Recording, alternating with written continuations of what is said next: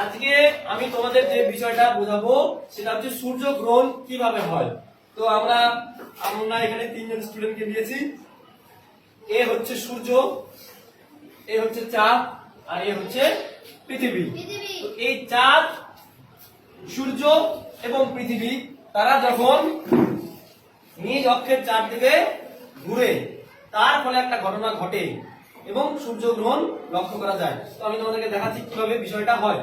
তো চাঁদ কি করে, চাঁদ অনবরত তুমি সূর্যের পৃথিবীর চারদিকে ঘোরে, চাঁদ কি করে সবসময় এরকম পৃথিবীর চারদিকে ঘুরতেই থাকে, বুঝেছো? আর পৃথিবী কি করে, পৃথিবী কি করে সূর্যের চারদিকে ঘুরে।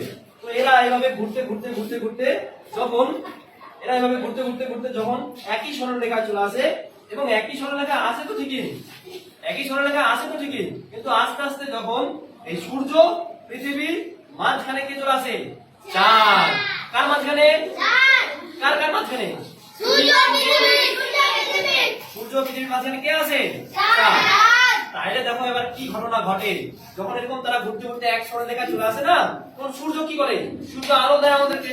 তো এই সূর্যের আলো কার উপরে এসে পড়লো? প্রথমে চাঁদের উপরে এসে পড়লো। তখন এই চাঁদের ছায়া কার উপরে গিয়ে পড়বে? তখন আর আমরা এই পৃথিবী থেকে সূর্যকে কি দেখতে পাবো? পাবো না। তখনই আমরা বলবো যে সূর্যগ্রহণ হয়েছে। এইভাবে কিন্তু সূর্যগ্রহণটা হয়। তারপরে ধীরে ধীরে চাঁদও আস্তে আস্তে তার জায়গা থেকে সরতে থাকবে, পৃথিবীর চারদিকে ঘুরতে থাকবে। তখন কি হবে, আবার আমরা এই পৃথিবীর বুক থেকে সূর্যকে দেখতে পাবো।